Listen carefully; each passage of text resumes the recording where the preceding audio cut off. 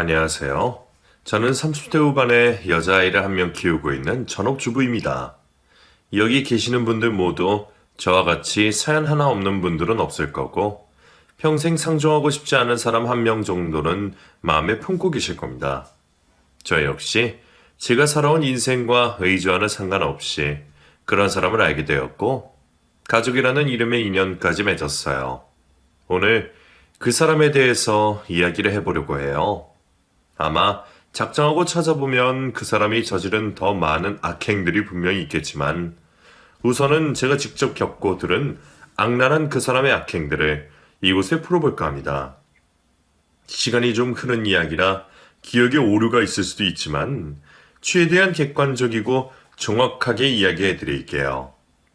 저는 대학을 졸업하고 개인 작업실에서 사람들에게 요리를 가르치다 대학 시절부터 만나오던 남자친구와 결혼 정년기가 되어 결혼을 약속하게 되었습니다. 남편에게 프로포즈를 받은 이후 양가 부모님들께 인사를 올리기 위해 찾아뵙게 되었죠. 저희 부모님께서는 다니던 회사에서 퇴직을 하시고 동남아에서 사업을 하시는 중이라 한국으로 바로 들어오시기 힘들었고, 제가 먼저 남편의 어머님을 뵙게 되었어요. 남편이 대학 신입생이던 시절 아버님을 잃게 되어서 그 당시 조문을 하러 간 자리에서 어머님을 뵌 적이 있었지만, 그때는 남편과 연애를 하기 전이었고, 연애 후에는 서로 사는 지역이 달라 이번에 인사를 드리며 처음으로 뵙게 되는 자리였죠. 최대한 어머님께 잘 보이기 위해 신경이라는 신경을 다 쓰고 자리를 갖게 되었는데, 어머님께서는 저희 무엇이 마음에 들지 않은 것인지 표정이 좋지 못하셨죠. 아예 저의 마음에 들지 않은 부분이나 결혼 반대를 말씀하신다면 제가 설득도 하고 제 장점을 말하기라도 할 텐데, 차가운 표정으로 결혼에 대한 아무 확답도 주시지 않으니 그 자리가 죽을 맛이었습니다. 그러면서 하시는 말씀 하나하나가 벌써부터 시집살이를 시키겠다는 느낌으로 각오를 단단히 하라는 듯이 하시는 거예요.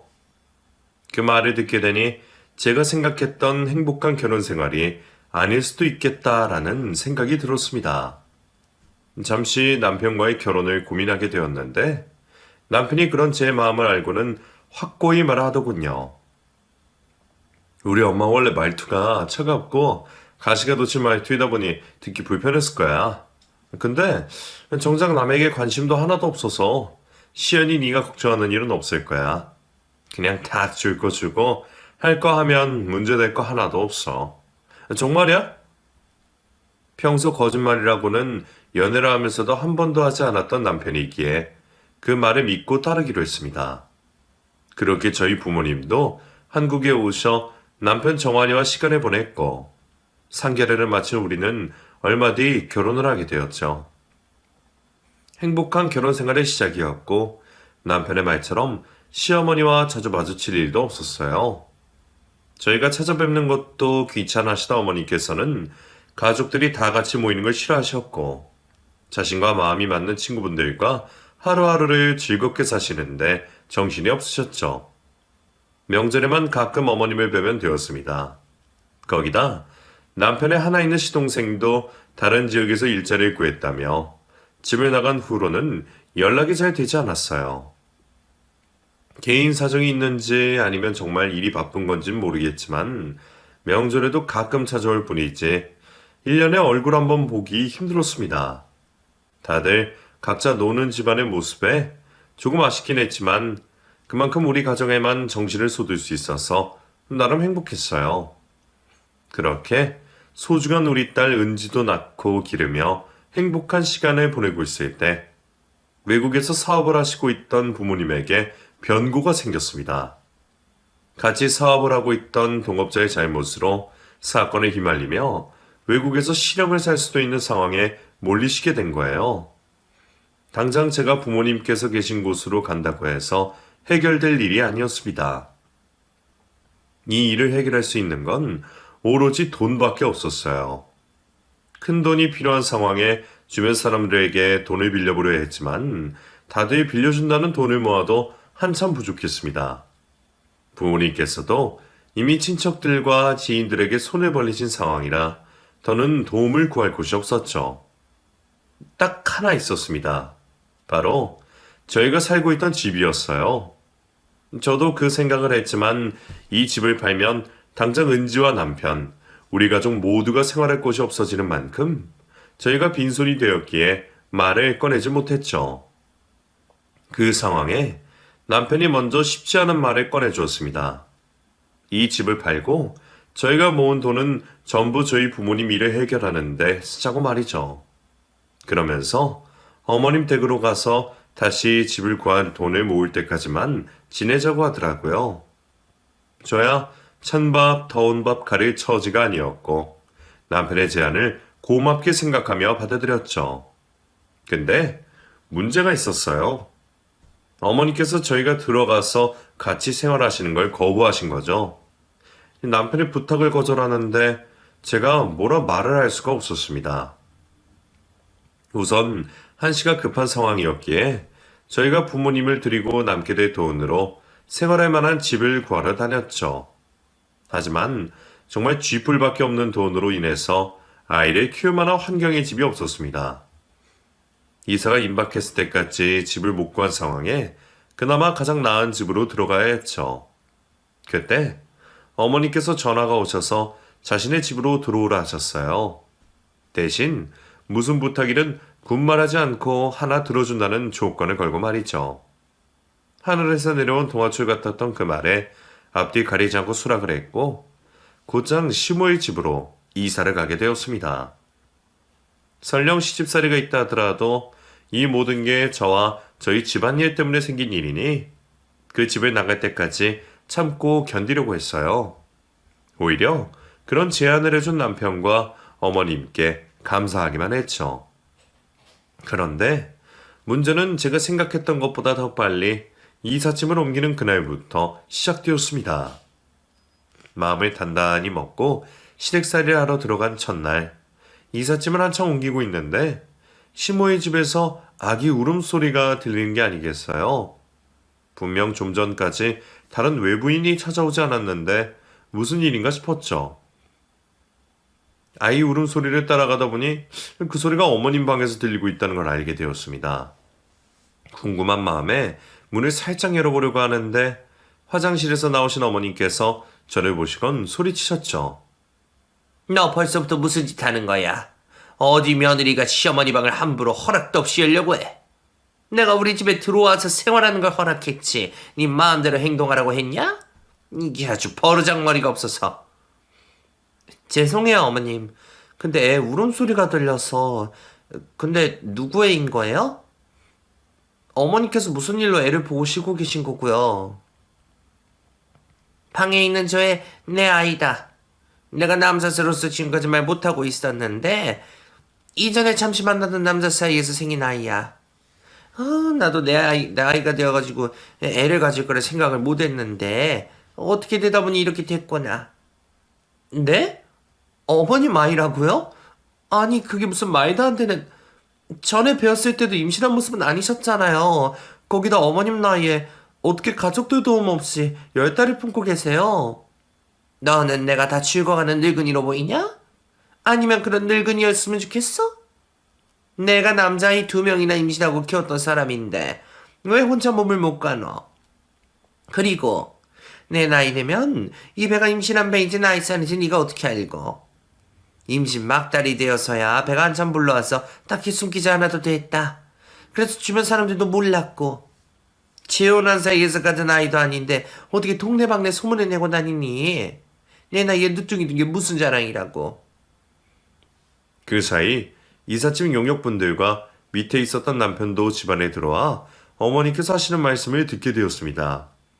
남편도 이해가 되지 않는다는 태도였어요. 엄마, 지금 하시는 말 사실이에요? 결국에 이렇게 말하게 될걸 왜 이제서야 말씀하시는데요? 이 애기가 정말 제 동생이라는 거예요? 그럼 애기 아빠 되시는 분은 어디 있는데요? 됐어. 이제 이 이야기는 그만 말하자. 엄마도 프라이버시가 있고 나만 안고 가야 하는 일이 있는 거야. 더는 아이에 대해서 말을 하고 싶지 않다. 그건 그렇고 내가 너희들 내 집에 들어와서 생활하는 대신에 내가 원하는 부탁 하나 들어준다고 했지? 앞으로 시연이 네가 내 대신에 영훈이 좀 봐줘라. 임신한 거야 힘들긴 해도 조심해서 행동하고 천천히 하면 되었는데 아이 돌보는 건 영 체력이 따라주지 않는구나. 어차피 너야 애 하나 키우고 있는 상황에 젖병 하나 더 물린다고 해서 그게 힘들 것도 아니고 나중에 남자아이 낳을지도 모르는데 미리 취하면서 나쁠 것도 없지 않니? 거기다 다른 집 자식도 아니고 네 남편의 막내 동생이니 정도 더 붙을 거고 너의 입으로 부탁 들어준다고 했으니 이 시간부로 다른 토다이지 말고 막내 시동생이나 잘 돌봐라. 애 이름은 영훈이다. 윤영훈. 어머니께서 만나던 남자친구가 있었다는 것과 임신을 해서 아이를 낳으신 것도 놀래 노자였는데 그런 상황에 저희 보고 애를 맡기시니 충격이 몇 배로 다가왔습니다. 남편이 막내 시동생에 대해서 더 물으려고 했지만 어머니께서 지금까지 한 이야기가 전부라고 하시며 대화를 피하시는 바람에 더는 알아낼 수가 없었어요. 거기다 저희 입으로 이 집에 들어오면서 어머니 부탁을 들어드리겠다고 했으니 거절을 할 수도 없었죠. 그렇게 생각지도 못한 막내 시동생을 포함한 시댁살이를 시작하게 되었습니다. 이삿짐을 다 옮기고 잠시 남편과 은지와 함께 밖에서 휴식을 취하고 있을 때만 해도 시모가 잠시 바쁠 때만 애를 돌봐주면 될 거라고 생각했어요. 아무리 시모가 저에게 애를 맡긴다는 말을 선언하고 육아가 체력에 붙이시는 나이라고 해도 이제 갓난아기인 막내 시동생을 아주 손 놓고 키울 거란 생각은 절대 하지 못했죠. 남편도 한참 어린 동생이 생긴 걸 어이없어 했지만 막내 동생이 가족 간의 화목을 도모할 존재일 거라고 생각하고 있었습니다. 우리 두 사람 모두 천하태평하게 생각했던 거죠. 하지만 그 생각은 곧바로 걸려온 시모의 전화 한 통화로 무참히 깨지고 말았습니다.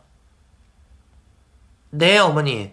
잠시 밖에 나와 있었는데 이제 들어가려고요. 어머니 드실 음료수 한 잔도 사갈게요. 뭐 드실래요? 지금 음료수 따위가 중요한 것 같아? 너는 정신이 있는 애니 없는 애니? 바로 방금 전에 한 이야기를 잊어버린 거야? 아니면 시어머니가 한 말을 한 귀로 흘리기라도 한 거야? 네? 무슨 말씀이신지. 애를 봐야 할 거 아니야. 애를. 갓난아이 두고 이렇게 한참 동안 밖에 있어? 정환이 포함해서 어른이 둘이나 있는데 한 명만 밖에서 볼일을 보고 오면 될 것을 왜 둘이나 나가서 애를 까무러치게 만들어? 당장 집으로 튀어와. 이사를 한 첫날부터 그런 말을 듣게 될 줄은 몰랐습니다. 더군다나 이삿짐을 옮기고 밖에 나온 지 겨우 30분도 안 되었을 뿐인데 애를 보러 집으로 튀어오라고 하다니 너무하다 싶더라고요. 그것도 어머님 자신께서 아이 옆에 있는데 말이죠. 괜한 심술로밖에 느껴지지 않았습니다.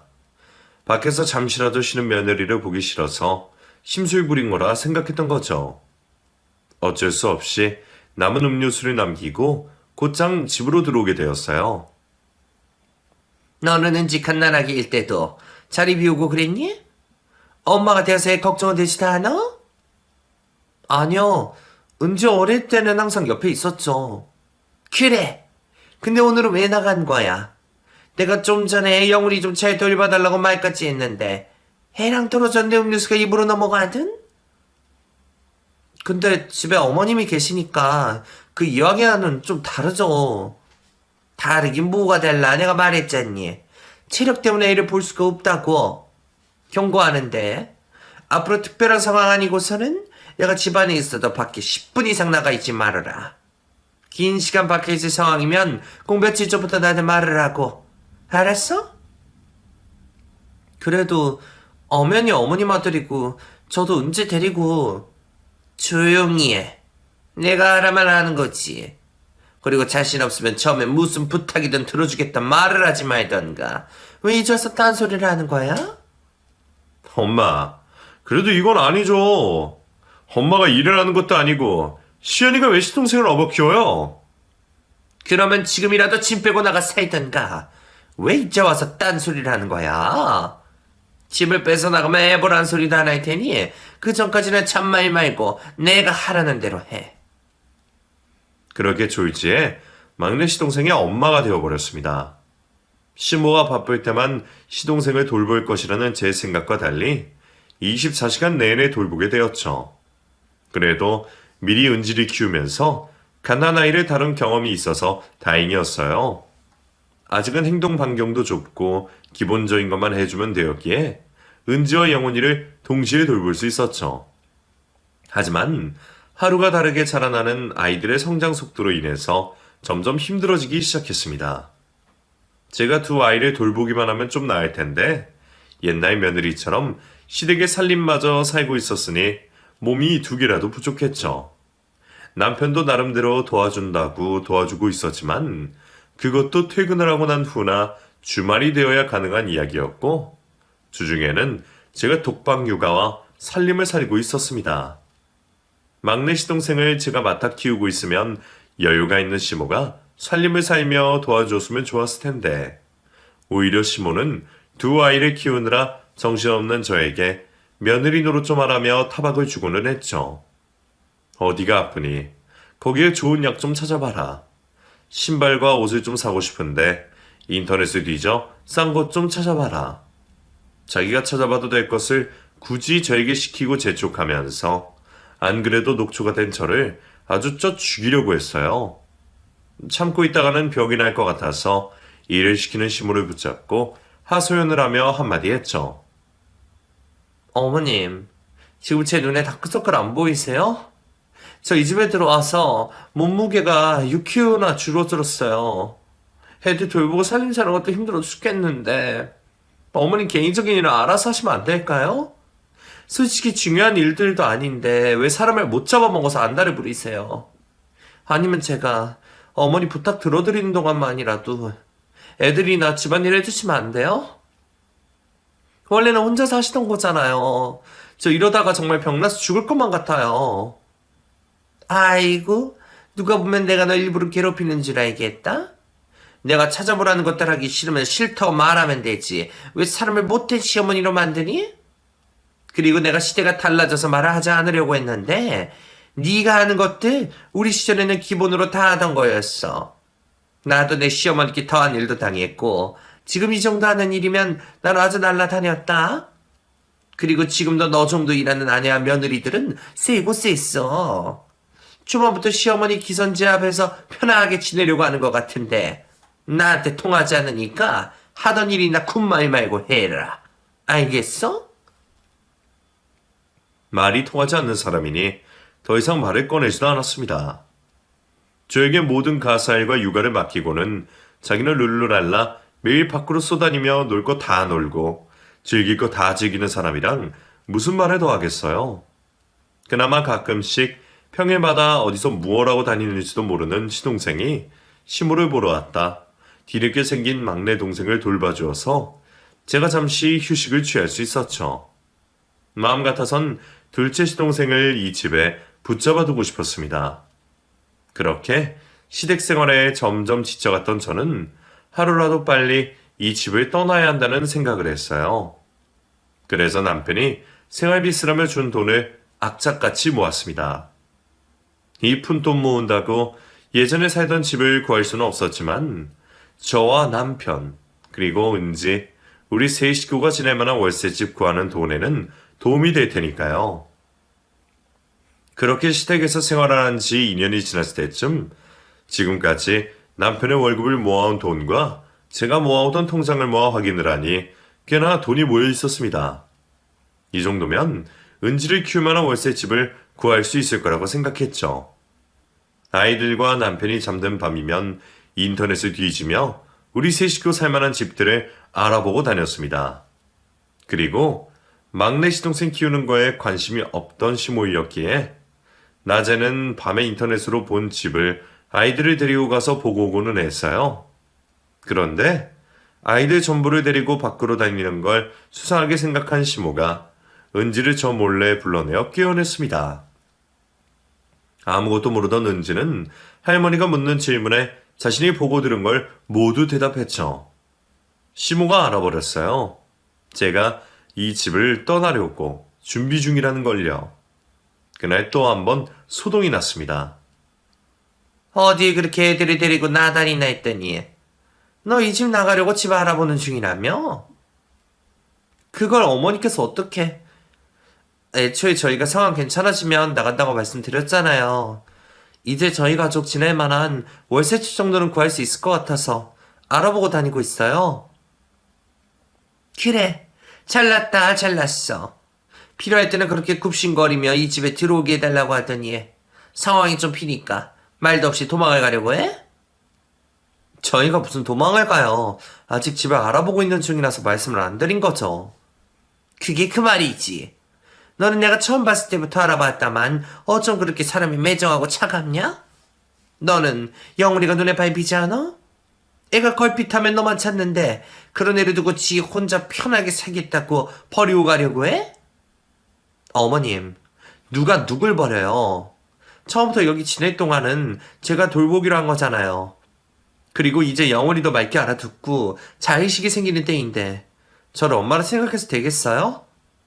이제 어머님께서 직접 아이랑 정도 나누고 살갑게 지내셔야죠. 너 애 핑계 대지 말아라. 애가 나를 안 따르는 걸 왜 내 탓하고 있어? 다 필요 없고 영훈이 어느 정도 더 자라고 난 후에 떠나라. 너희도 그때까지 남한테 좀 월세가 바뀌고 여기서 생활하면 더 좋은 거 아니냐? 그런 말과 상관없이 이번 일로 인해 이 집에서 나가야겠다는 마음을 더 확실히 먹게 되었습니다. 지금까지 알아본 집들 중에 가장 나은 집을 추려 남편에게 보여주려고 정리를 하고 있었는데 어른들이 큰 소리를 내며 싸우니 그 상황이 무서웠는지 영훈이가 제품으로 와서는 안기는 게 아니겠어요. 그러면서 자기가 웃을 테니 화내지 말라며 눈물을 흘리며 억지로 웃는 영훈이의 얼굴을 보니 집을 나가겠다고 다짐한 마음이 무너졌습니다. 이런 아이를 두고 냉정하게 떠날 수가 없겠더군요. 제가 떠나고 아이가 슬퍼할 생각을 하니 더럽고 힘들더라도 좀만 더 참고 지내자는 생각을 했죠. 이렇게 된 거 월세집이 아니라 전셋집 구할 돈 모을 때까지만 있기로 생각했어요. 영훈이가 저희와 헤어질 준비가 될 나이에 떠나자고 계획을 바꾸게 되었던 거죠. 그렇게 이 집에서 생활한 지 5년이라는 시간이 흘렀고 제가 틈나는 대로 교육을 한 탓에 영훈이도 제가 엄마가 아니라 친척이라는 것을 이해하기 시작했어요. 더는 이 집에서 사는 게 한계였던 저는 남편과 상의 끝에 분가를 할 준비를 하게 되었습니다. 분가를 한다고 생각하니 벌써부터 기분이 좋았어요. 그래서 콧노래를 부르며 집안일을 하고 있었죠. 그렇게 모든 것이 순조로운 날들 중 아침부터 누가 찾아왔는지 초인종 소리가 들려왔습니다. 저는 영훈이와 놀고 있는 중이라 현관 쪽에 있던 은지가 문을 열어주었어요. 그런데 처음 보는 여자가 남의 집에 고함을 지르며 들어오더라고요. 내 아이 돌려내 이 도둑년들아. 알 수 없는 소리를 지르던 여자는 저와 눈을 마주쳤고 곧장 저에게 달려와 제 머리카락을 붙잡았어요. 저는 이게 웬 날벼락인가 싶었죠. 그런데 제가 그 여자에게 머리채가 잡혀 곤욕을 치르고 있을 때 무엇인가 쌩 하고 제 눈앞을 빠르게 스쳐 지나가는 게 아니겠어요? 바로 시모였습니다. 머리채를 잡힌 며느리 모른 체하고 자기 혼자 살겠다며 시모 혼자 밖으로 나가버린 거예요. 이것 좀 놔봐요. 도대체 누군데 함부로 사람을 도둑으로 몰아세워요. 그리고 그쪽 아이가 여기 왜 있어요? 바로 네 눈앞에 있는 영원이가 내 아이인데 어디서 시치 미릴 때. 너 누구야? 너 윤미랑 그럼 새 여자야? 나 그 사람 형이 윤정아 씨 아내 되는 사람이니까 이 머리 좀 놓고 말해요. 난 영원이에게 친모가 있는 줄 몰랐다고요. 여자는 그짓에 제 머리카락을 놔주었습니다. 그리고는 의심의 눈길로 저를 쳐다보면서 물었어요. 그러면 왜 여기서 영훈이를 돌보고 있고 누구 아이라고 생각했는데요? 제가 이 집에 들어오게 된 건 개인 사정이기도 하고 말하기도 길어서 좀 그렇고 영훈이 같은 경우는 이 집에 처음 들어왔을 때부터 어머님이 남자친구 사이에 난 아들이라고 들었어요. 상황이 어려워서 이 집에 얹혀 살고 있는 거라 제가 어머님 대신에 애를 돌보고 있는 거고요. 근데 도대체 무슨 일인데 이제서야 애를 찾아온 건데요. 찾아왔으면 말로 하면 될 것을 왜 사람 머리채를 잡고 시작하는 거예요? 죄송해요. 저는 윤민한 그 사람이 재혼아 상대인 줄 알고. 이 집에 들어왔더니 영훈이가 옆에 딱 붙어 있길래 순간 눈이 돌아서 실례를 저질렀네요. 그리고 그동안 안 찾아오려고 한 게 아니라 못 찾아온 거예요. 영훈이 윤미랑 그놈이랑 저 여자한테 빼앗겨서 6년 동안 못 본 거고요. 말을 풀어가던 여자는 갑자기 영훈이를 안고서는 오해를 하기 시작했습니다. 난감한 상황에 영훈이가 놀라는 모습을 본 저는 아이들을 방으로 보내고 여자를 진정시켰어요. 좀처럼 눈물을 멈추지 못하는 여자가 안쓰러워서 등을 만져주며 달래고 있었죠. 그렇게 조금씩 진정이 되던 여자가 자신의 이야기를 해왔습니다. 그 이야기는 아이를 키우는 같은 엄마 입장에서 속이 뒤집어지고 용납이 될 수 없는 이야기였어요. 시동생과 연애를 하던 은재 씨는 혼전 임신을 하게 되며 결혼을 약속했다고 해요. 그런데 시몬은 먼저 배불러 온 은재 씨가 마음에 들지 않았나 봅니다. 주변 사람들의 시선을 핑계로 결혼식을 미루며 아이를 낳고 난 다음에 하자 했다고 하네요. 순서가 잘못된 상황으로 인사를 드리게 되어 위축이 되었던 은재 씨는 그 말을 따를 수밖에 없었고요. 하필 은재 씨가 부모님을 잃고 할머니 손에 자라서 그 당시에는 임신한 은재 씨를 도와줄 사람이 곁에 없었다고 합니다. 결국 시동생이 구한 작은 집에서 홀로 임신한 몸을 돌봤다고 해요. 가끔 시모가 집으로 찾아와 필요한 물건이나 돈을 쥐어주기는 했지만 그렇다고 신경을 많이 써주지는 않았다고 했죠. 그런 상황에서도 은재 씨는 아이와 남편과 함께할 행복한 미래를 꿈을 꾸었다고 했어요. 그런데 시간이 점점 흐르면서 배가 불러오고 입덧이 심해지자 일상생활에 힘든 점이 많았다고 합니다. 살고 있던 집이 워낙 작다 보니 음식을 한번 하면 냄새가 잘 빠지지 않았고 입덧이 심했던 은재 씨는 헛구역질을 자주 할 수밖에 없었죠. 그런데 어느 날부터 시동생이 임신으로 힘들어하는 은재 씨에게 심한 말을 시작했다고 해요. 처음에는 사람 밥 먹고 있는데 헛구역질을 해서 밥맛이 떨어진다.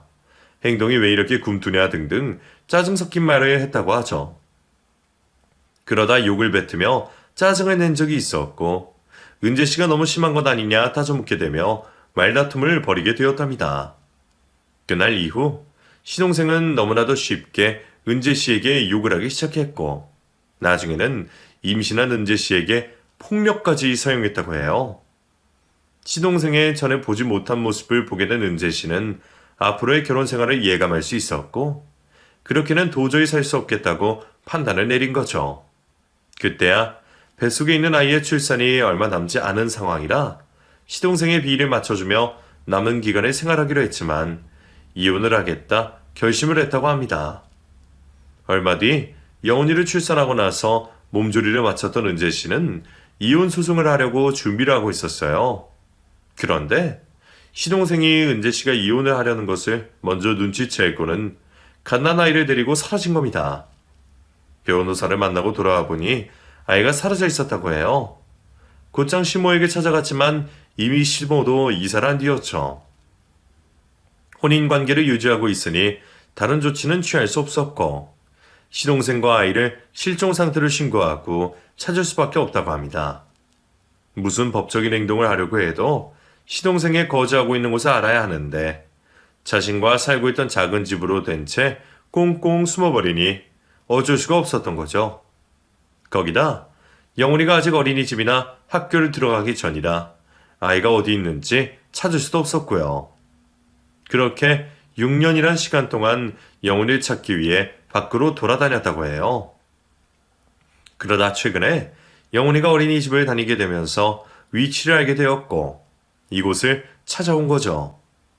은재 씨는 그 이야기를 듣고 너무 기막혀 놀라고 있는 저에게 소중하게 간직하고 있던 영훈이의 사진들을 보여줬어요. 은재 씨 뱃속에 있었던 초음파 사진을 시작으로 출산 직후의 사진, 아이를 잃어버리기 하루 전 사진까지 말이죠. 혹시 아이의 사진이 구겨질까 코팅을 한 모습을 보니 같은 엄마로서 그 마음이 느껴져 눈물이 나오더라고요. 어떻게 사람이란 것들이 자기 아내, 며느리에게 그런 짓을 할 수가 있는지 제가 열이 오르더라고요. 누구는 5년 만에 찾아서 다행이라고 할 수 있겠지만 다행이라고 할 수가 없는 일이었습니다. 애초에 일어나서는 안 되는 일이었어요.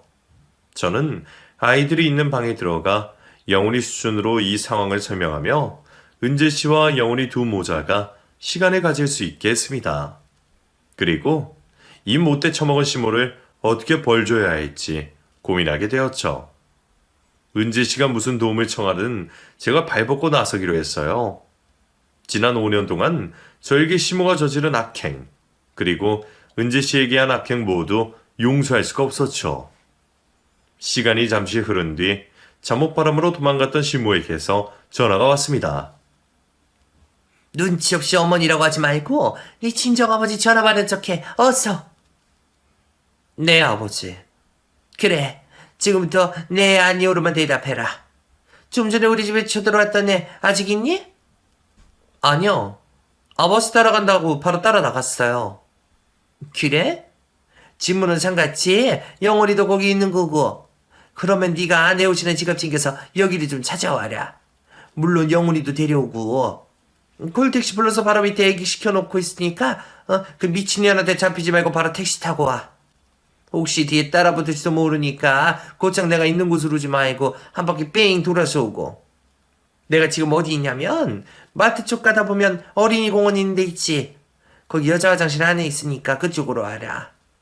혹시 그년이 여기까지 올지 모르니까 화장실 가운데 칸 안에 숨어 있을게. 영훈이를 데리고 오라는 걸 보면 아이를 데리고 어디론가 또 도망을 치려는 것 같았어요. 저는 이 내용을 은재 씨에게 알려주었습니다. 아이들을 잠시 애들 친구네에 맡겨두고 우리 두 사람 시모가 있는 곳으로 향했어요. 화장실에 도착하여 시모에게 전화를 했죠. 어머니, 저 어린이 공원 화장실 앞인데 어느 칸에 계세요? 내가 두 번째 칸이라고 말했잖아. 추워 죽겠는데 왜 이렇게 늦어? 어서 옷이나 위로 던져. 혹시 그 여자분이 따라올까봐 주위 좀 돌다가 왔었어요. 근데 위로 던졌다가 옷이 더러워지면 어떡해요. 문만 살짝 열어주시면 제가 그 사이로 넣어드릴게요. 시모는 저를 철석같이 믿고 문을 열어주었어요. 그때를 놓치지 않고 저는 바로 제 다리를 집어넣고는 문을 밀었죠. 바로 뒤에 있던 은재 씨가 제가 열어놓은 문을 헤집고 들어가 잠옷바람으로 있는 시모를 잡아 밖으로 끌고 왔어요. 아니 얘가 옷만 주라니까 문을 왜 열어? 아니 이게 뭐야? 네가 여기 왜 있어? 이시연 네가 나를 속이고 인연한테 들러붙어? 너가 그러고도 무사할 것 같아? 괜히 죄 없는 며느리 잡지 말고 할 말 있으면 나랑 이야기해야지. 감히 우리 영훈이를 데리고 도망을 가? 어디에 숨어있든 내가 못 찾을 줄 알았어? 아니면 내가 중간에 포기라도 할 줄 알았나 보지, 어? 근데 이걸 어쩌나 내가 이렇게 찾아냈는데 내가 영훈이만 찾고 그냥 돌아줄 줄 알았어? 절대 그렇게 못하지. 내가 지난 6년 동안 얼마나 속을 태웠는데 오늘 2년도 평생 괴로워할 기억 한번 만들어봐라. 은재 씨는 끌려나온 시모의 머리채를 잡고 뒤 흔들었습니다. 이리저리 끌려다니다 화장실 한가운데에 넘어진 시모는 화장실 바닥을 쓸며 밖으로 잡혀나왔어요. 아직 밖은 해가 떨어지기 한참 전이다 보니 놀러 나온 아이들과 함께 동네 엄마들이 많았습니다. 그래서 모두들 바로 코앞에서 벌어지고 있는 소동에 시선이 쓸렸어요. 그리고는 다들 우리들 주위를 감쌌죠. 사람들 모두 수군거리며 무슨 일인가 하고 쳐다봤지만 은재 씨는 신경 쓰지 않았습니다. 더 힘을 써서 시모를 패대기 치고 있었어요. 이제부터가 시작이네. 무슨 일인가 하고 이렇게 관객들이 많아졌는데 이런 곳에서 창피를 당해야 제대로 기억에 남지 않겠어? 자, 그래서 모자지간 사이를 강제로 떼어놓으니까 좋았어. 당당하게 키울 생각도 없으면서 낡은 아이를 왜 뺏어간 거야? 영훈이 키우는데 손하나 까딱하지 않았다며. 애 아빠도 가끔씩 와서 놀아주고. 그리고 니가 나갔다 하면 끝까지 숨길 수 있을 거라 생각했어? 나중에 아이가 알게 되면 뭐라고 말을 했는데 네 손으로 모자지간 떼어놨다고 솔직하게 말하고 했어? 사실 네 작은 형이 네 아빠라고 그제서야 말하라고 했냐고. 아이고 은재야, 내가 잘못했다. 우선 이 머리 좀 놓고 이야기하자. 이러다 정말 내 머리카락이 아니라 피부가 찢겨져 나가겠다. 너도 배울 만큼 배운 아이니까 우선 이거 놓고 어디 들어가서 대화를 이야기하자. 왜 창피해? 겨우 창피한 걸로 끝나면 되겠어? 나는 내 새끼 잃고 미친 사람처럼 지난 6년 동안 헤매고 다녔는데 겨우 창피한 걸로 네가 끝나서 되겠냐고. 여기 계신 아이 어머니들, 저도 한 아이의 엄마입니다. 근데 여기 제 손에 잡혀있는 이 막대먹은 여자가 이혼 소송하는 상황에서 아이를 데리고 사라졌어요. 그리고 지난 6년 동안 지 아들과 짜고 저를 피해 다녔다고요. 저는 갓 태어난 아이를 지난 6년 동안 제 품에 품어오지 못했습니다. 바로 이 여자 때문에요. 이 여자가 바로 그런 여자입니다. 이 세상에서 가장 못돼 처먹은 여자라고요. 어느 누가 들어도 욕할 내용이었지만 확실히 아이들이 키우고 있는 같은 입장의 엄마들이다 보니 더 감정이입을 하는 것 같았습니다. 한 엄마의 외침으로 시작으로 그곳에 있던 엄마들 모두 시모에게 한마디씩 던지기 시작했어요. 평소 낯장이 두껍다 못해 철면 피었던 시모도 그런 상황은 창피한지 얼굴을 손으로 가렸죠. 눈을 들고 덮던 시모의 눈에 그 상황을 고소한 표정으로 지켜보고 있던 제가 들어왔나 봅니다. 갑자기 저에게 소리치며 화를 내는 거예요. 야, 너 지금 뭐하고 있어? 며느리란 년이 시모가 이런 꼴 당하는데 지켜보고만 있어? 어서 와서 나 좀 풀어. 이게 정말 정신 못 차려서. 어서. 갑자기 저에게 화를 내는 시모를 보자 기가 막혔습니다. 이런 상황에서도 제가 만만히로 보였나 봐요. 지난 5년 동안 당해왔던 일들이 떠올랐고 곧장 그 분풀이를 하게 되었죠. 뭐라고요? 야, 년? 아직 상황 파악이 안 되세요. 제가 또 혼나려고 은재 씨를 여기까지 데리고 왔겠냐고요. 내가 당신이 한 못된 짓을 모르고 있었지만 그 일에 동참했다는 말에 손이 바들바들 떨려. 그리고 지난 5년 동안 생고생한 게 누군데. 애 대신 키워주고 집안일을 다 해놓고 당신이 언제 당신 손으로 밥 한 끼 차린 적이 있어? 아니면 애 젖병이라도 한번 물려준 적 있어? 집안일이든 애 보는 일이든 나한테 전부 맡겨놓고 당신을 룰루랄라 밖으로 놀러 다녔잖아. 당신 내가 있어서 엄청 편하게 호의호식하면서 지냈잖아. 내가 방금 전까지는 아무 생각이 없었는데 나한테 소리치는 모습 보니까 이런 생각이 들어. 당신이라면 내 애도 뺏어가서 도망가겠다. 내가 알면서 당하는 바보도 아니고 절대 안 당하지. 만약 내 남편이 그런 당신 감싼다면 그런 남편 필요 없어. 나 혼자 힘들게 아이 키우더라도 당신 같은 사람이랑 한 집안 사람으로는 절대 못 산다고. 이 인연이? 제 말이 끝나자 주위에 있던 엄마들 모두 환호했고 그 주변 분위기에 시모는 입을 꽉 다물고 있을 수밖에 없었어요.